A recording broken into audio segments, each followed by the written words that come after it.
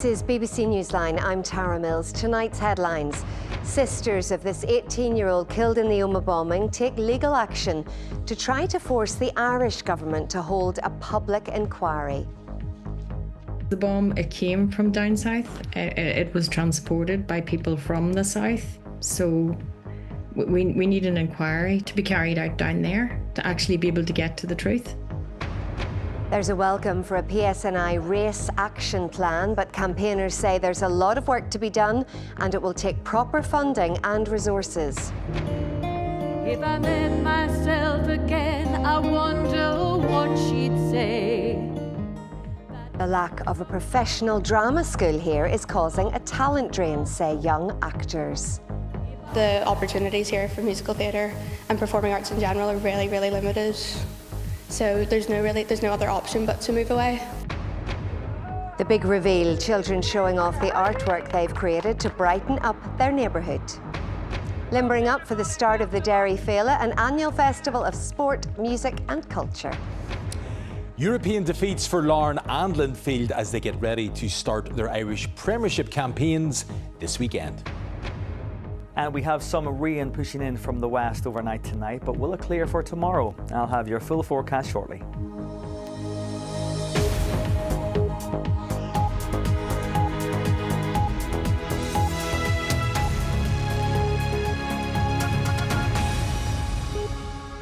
Hello and welcome to Friday's programme.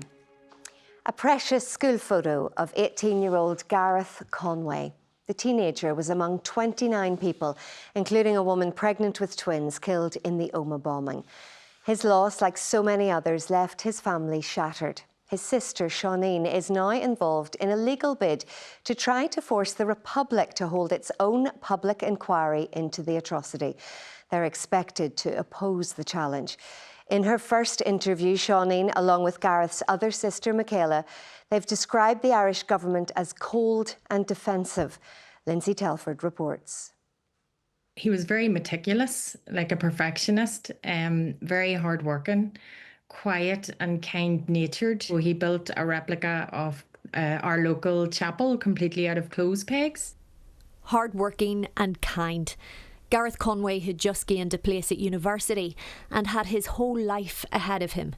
But it was cut short and his family left shattered. I went in that evening with Mummy. We identified him.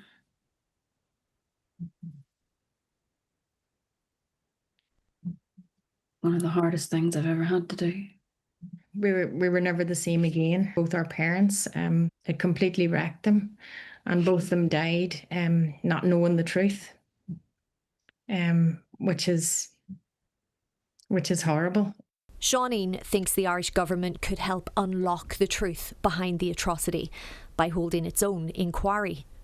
Because the bomb, it came from down south. It was transported by people from the south.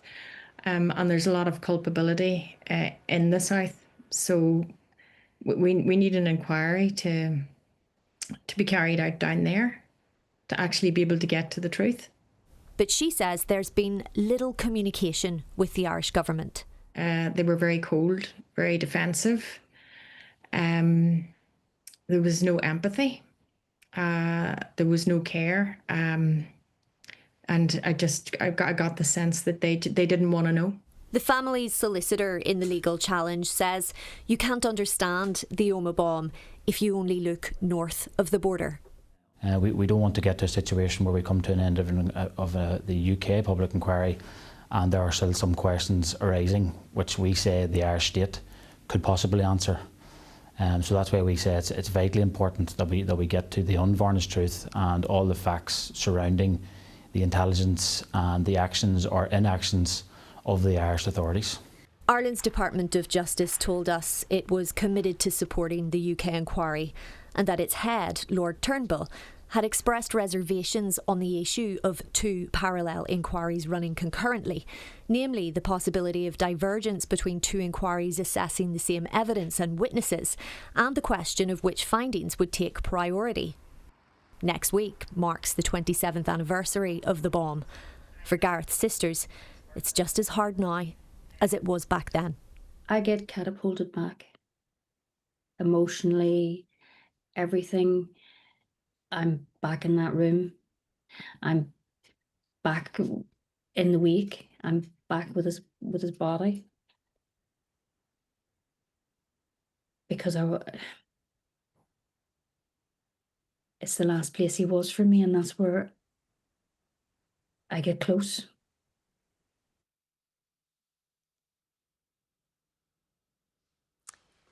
Michaela Taggart, one of Gareth Conway's sisters, ending that report. Now, the PSNI's new plan to tackle racism has been welcomed by some of Northern Ireland's ethnic minority groups. But those working in the local community say the force needs to address several challenges before real change can be made. The Race and Ethnicity Action Plan was launched in Belfast last night. Gráinne Connolly was there.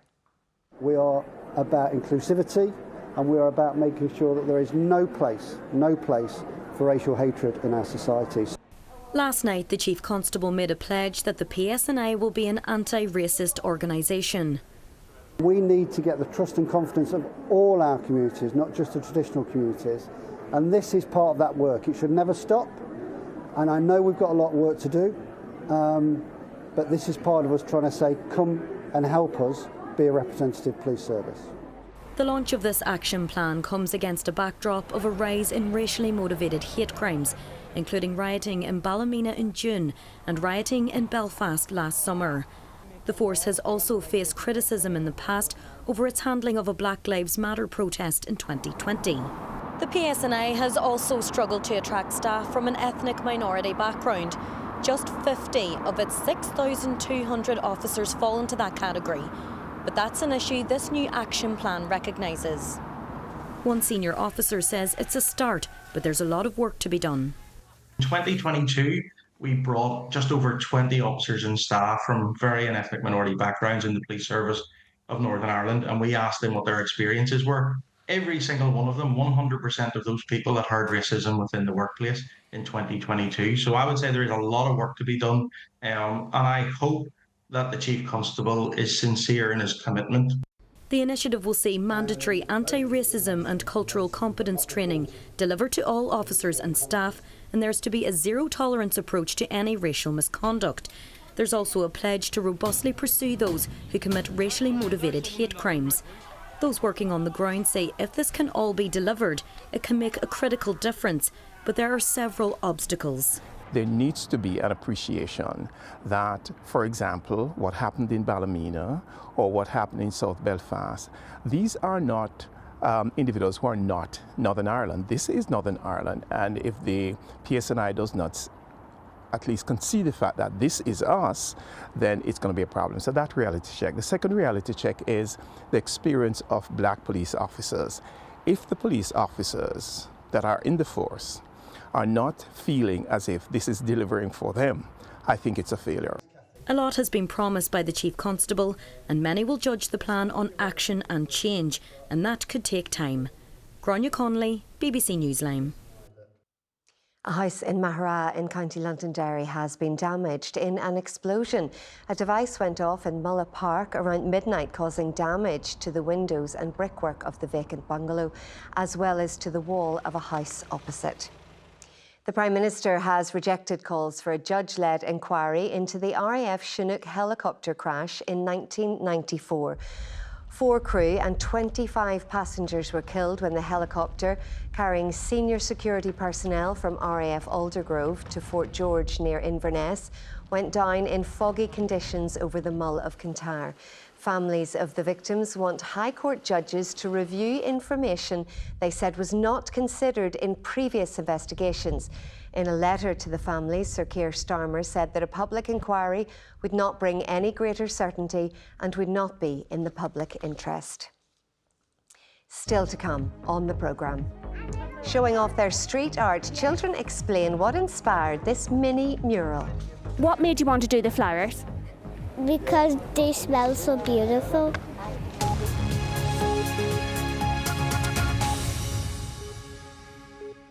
Now, young actors here say they have to leave Northern Ireland to start their career because there's no national drama college.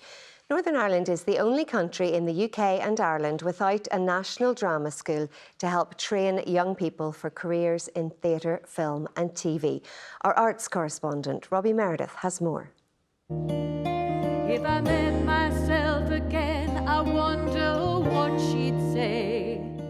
A recent local production of the musical Everybody's Talking About Jamie. But for some of its young cast, career ambitions mean leaving Northern Ireland. The opportunities here for musical theatre and performing arts in general are really, really limited.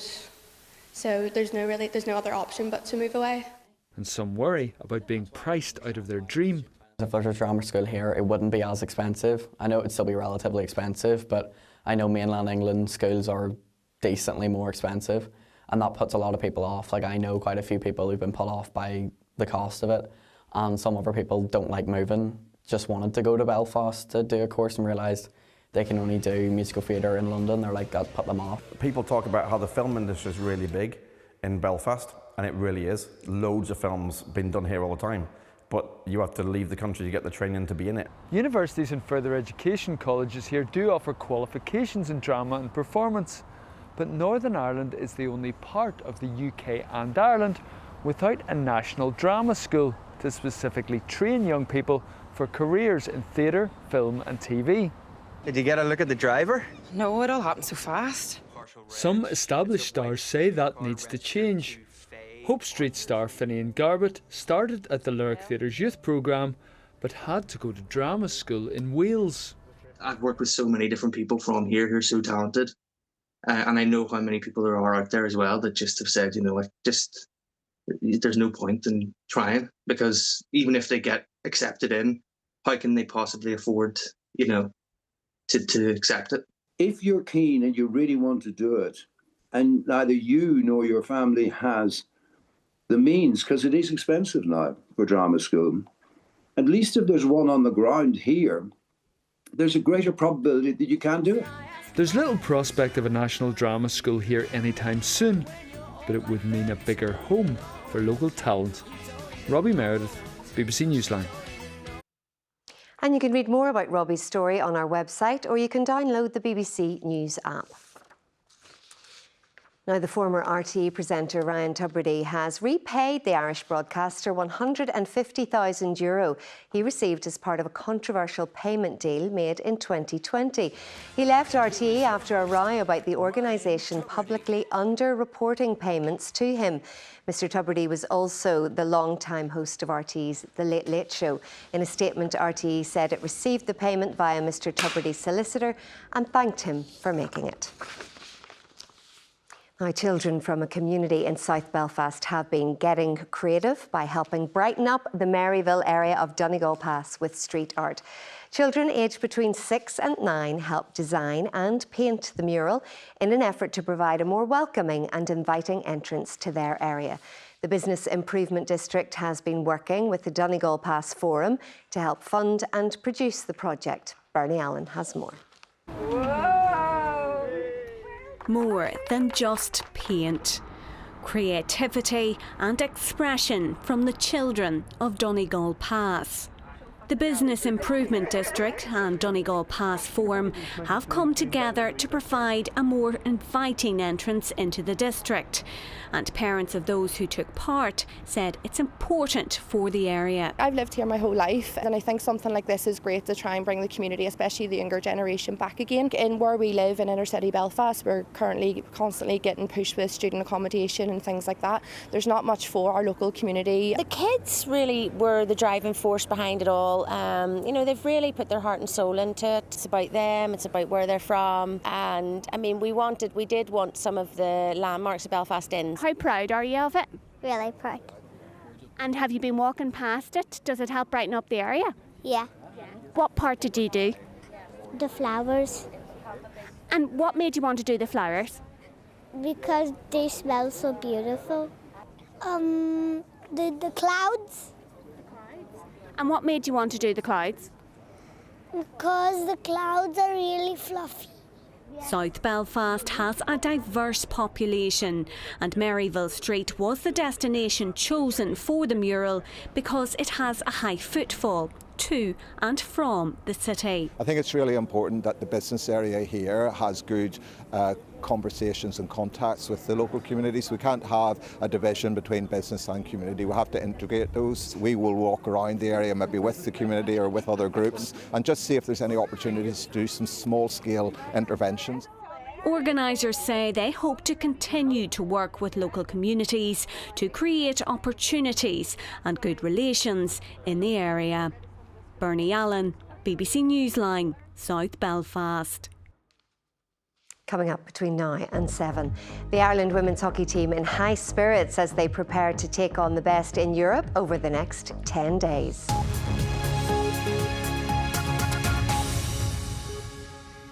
The annual Phobail Festival is underway with about 150 events covering music, history, political discussion and even a bit of sport. Here's our Northwest reporter Kieran Turish. Several hundred people took part in the annual jog in the bog last night as part of Phobail 2025. The 5K is held to promote fitness and well-being and encourage people to look after their mental health. To focus on their mental health and their physical well-being, because we all know that both are very much connected. We work in schools a lot of the time, so it's promoting that at that level as well, so that we have the young people coming up and wanting to take part in these local events which are happening on their doorstep as well. And it's a lot of positive events that we want them to see and be proud and celebrate the area. Just like last year, young people are at the heart of the Phobail in Derry, preparing for a procession through the streets of Cregan. It's called Lunasa and will feature 2 willow sculptures which will be burned at the finale of the event. It's grown significantly, you know, from early beginnings at the Gashard site at the first festival. The festival now involves 150 events organised by 60 organisations and attracts over 20,000 people. Music takes centre stage in this year's Phobail too. Soak, the internationally acclaimed Derry artist, performed last night and this weekend sees a concert by renowned Irish traditional artist Martin Hayes. No Phobail would be complete without political debate and reflection. It was one of those moments which I'll never forget. Former BBC journalist Peter Taylor will be in discussion about his career covering the Troubles here. Because our community was growing. And the Irish language activist Linda Irvine has been documenting the journey of the language in East Belfast during a seminar in the Bogside this week. So, with a diverse range of events from history, culture, music and sport, the organisers of Phobail 2025 are confident there's something for everyone. Kieran Turish, BBC Newsline, Derry. Certainly looks that way. Now the Irish Premiership gets underway this weekend after a disappointing night in Europe for 2 of our sides. Thomas is here with the sport. Hi Thomas. Hello Tara. Feels this off-season becoming shorter and shorter every passing year, but in European terms, defeat for both Linfield and Larne in their Europa Conference League first league games last night. Linfield lost 2-1 against the Faroe Island champions Vikingur. They did bounce back from an early own goal to equalise through this Matthew Fitzpatrick header. We don't have it, but you can take it from me that he did head the ball into the back of the net. However, they did concede again 10 minutes into the second half. The return leg is at Windsor Park next Thursday. Meanwhile, Larne, here we can see it right now, not good news for them. They lost 3-0 to Portuguese side Santa Clara at the same stage of the competition. It's a period of naivety a little bit. We didn't get hold of each other. We didn't show that moment of where we just obviously need to level off and make it difficult for them. The pace was evident. Obviously they found them extra yards, which was key for them. But no, the way we set up in the second half was probably the way that we should have continued from the first half. But listen, character. They've come back. They've played with a little bit of pride in the second half. But no, listen, we know how we have to play them next week. We've obviously got a key game midweek as well, so I'm happy with the character. I'm just a little bit disappointed that 15-minute period. Now, Larne and Linfield won't play until Sunday because of their European exploits. The domestic league season, however, starts tomorrow. David Healy's side were runaway champions last year, and after a busy summer of transfer window activity, the chasing pack have set their sights on closing the gap. Thomas Keane reports. Linfield Football Club are champions once again. Dominant last season, Linfield clinched the title as early as March. But a new campaign means a fresh start for everyone. The Player of the Year, Joel Cooper, has swapped Windsor Park for the Coleraine Showgrounds, one of a number of eye-catching arrivals at the club. We have a really ambitious owner, as we all know, but we're also realistic in the sense that just because you sign some good players, it doesn't automatically guarantee success. So we're not naive to that. We understand that we finished an unbelievable amount of points behind the champions last year, as did 4 or 5 other clubs. Amongst them, Glentoran, where there have also been significant changes over the summer. You need momentum, you need to start the season well. Ultimately, you need a lot of things to go in your way, no injuries, but I'm under no illusions. I'm not going to stand here and say we're going to win the league. Glentoran, you know, didn't even qualify for Europe last year, so to say we're going to come out and win league titles this year, I think that's a load of nonsense. You take each game as it comes. Ultimately, we hope to be in around the top end of the table come the end of the year, and if we are in around there, who knows what can happen. Newly promoted Bangor face Cliftonville in their opening game. Sunday's match is live on the BBC iPlayer and BBC Sport website. Thomas Kane, BBC Newsline. Now, the Ireland women's rugby team play their final World Cup warm-up game tomorrow when they take on Canada in Belfast. The game is live on BBC Two television from 10 to 12. A last chance for the Irish team to build some momentum ahead of the World Cup, where they'll face Japan, Spain and New Zealand. We're after performance momentum. Obviously, we've made 10 changes to the group. We want to get rugby into people before we get going into the World Cup. So it's a great opportunity for this group to stake a claim. It's going to be a challenge, but we need that. We want a battle before we head into the World Cup. So it's well timed. We know what threats they got. We know where we think we can get advantage. So we'll be looking to get our best performance out there to tee us up for what's coming in the next 6 weeks. I think before any game you play, particularly when you pull in the green jersey, there's a lot of nerves, but overall it's excitement, and we just can't wait to take to the field. As I said, we had a long pre-season, and to play some rugby now, that's the aim, and yeah, so we'll look forward to that. It's really exciting, and to do it in Ulster is even more special, so really looking forward to it, and hopefully we'll get a good home crowd here to cheer us on. Now, the Ireland women's cricket team are playing Pakistan and Clontarf in the second of their T3 series T20 matches. Ireland won the opener on Wednesday and lost the toss. The visitors chose to bat and set them a target of 168. Ireland are 160 for 5 in reply, with Belfast's Amy Hunter run out for 6. A tense finish to the match coming up. Now, the Ireland women's hockey team take on the best in Europe over the next 10 days, hoping to create a little piece of history. In 15 previous appearances at the Euro Hockey Championships, they've never finished higher than 5th. So, reaching the semi-finals is a big ask. Nigel Ringland reports from Germany. Ireland have arrived in Mönchengladbach in good spirits. It comes after they finished runners-up in the FIH Nations Cup earlier this year that would eventually lead to an invite to take part in next season's Pro League for the first time, the elite competition in world hockey. That's for the future. The present is very much about getting out of the group stages at the Euros for the first time. We haven't broke the camel's back on the Europeans yet on this journey that this group has been on and the trajectory we've been on. This is definitely one that we have had our eyes on for the last couple of European Championships. Reaching the last 4 will be no easy task. 6 of the 8 teams competing here, including Ireland, are ranked in the world's top 11. They begin their campaign against the reigning Olympic world and European champions, the Netherlands, with games against France and hosts Germany to come. Look, it's a very exciting group. We're going to learn a lot about ourselves throughout the tournament. We're really focusing, and I know Gareth spoke a lot about consistency of quarters, and we're aiming for winning more quarters than not this tournament. So yes, we're not here to make up numbers. We want to get into that semi-final spot and make history for the programme. So the odds may be stacked against them, but that won't deter this Ireland side. With the Pro League coming up later in the year and the World Cup in 12 months' time, this week is all about believing that they can compete with the very best. Nigel Ringland, BBC Newsline, Mönchengladbach. Now, Glenn Irwin has been passed fit to compete for his new team, Team OMG Racing Yamaha, at this weekend's British Superbike Championship round in Thruxton. The 35-year-old had been sidelined since a practice crash at Snetterton in June, which left him with fractures to his hip socket and pelvis. Gaelic Games and the Dublin County Board have this evening confirmed that Ger Brennan will be their new football manager on a 3-year term. Brennan, who played for Dublin, managed Louth to the Leinster Football Championship this year. And very lastly this evening, at Croke Park this weekend, it's the All-Ireland Camogie Finals, Senior, Intermediate, and Armagh will take on Laois in the Junior Final. Details, as ever, on all these stories on the BBC Sport website.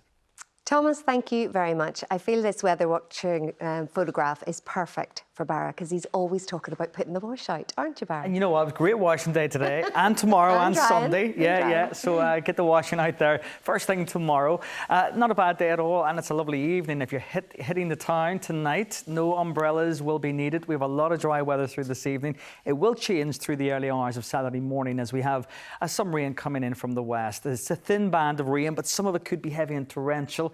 It will turn patchier and it will clear by early morning tomorrow. So it's all improving after that. Plenty of dry weather, good sunshine. We'll see that rain clearing east. The winds coming in from the west tomorrow, fairly brisk, and there could be the odd isolated shower heading our way, especially towards the north and the west. But most places tomorrow will avoid them altogether with dry conditions. Warmest further south, 20 to 21 degrees. Further north across Northern Ireland, well, we're looking at 18 or maybe 19 Celsius. A little bit cooler towards the north coast. By the end of the day tomorrow, lots of dry weather right across the board. Another fine evening to come. The clear skies are set to stay with us into tomorrow night as well. So it will be a bit of a cooler night. Temperatures in some towns and cities falling to about 7 or maybe 8 degrees, but towns and cities staying at 10 or 11 Celsius. Clear skies tomorrow night means, well, it's going to be a lovely start to the day on Sunday. Bit of a game of two halves, though. The best of the sunshine during the first part, cloud increases, and by the end of the day, mainly towards Sunday evening and Sunday night, rain is going to come in from the west. But before then, a lovely start to the day. Plenty of sunshine before we see that cloud beginning to increase. The southwesterly winds are going to pick up a little bit as well, but not really until the end of the day that we see the rain starting to come in for the likes of Fermanagh and into Tyrone, gradually nudging its way eastwards overnight into Monday. But it will turn patchier once it's out of the way. Monday, a lovely day, plenty of dry, sunny weather in the forecast, and temperatures on the rise as well. We won't be getting the heat wave that's forecast for England and Wales, but still temperatures of 23 or 24 degrees, not too bad. And we hold on to the warmer conditions all week with very little in the way of rain in the forecast. Good news, Barra. Thank you very much. That's it for now. Our late news is at 10:30. Until then, you can keep up to date with the BBC News NI website and with Radio Ulster. Thanks for watching this week. Have a good weekend. Bye-bye.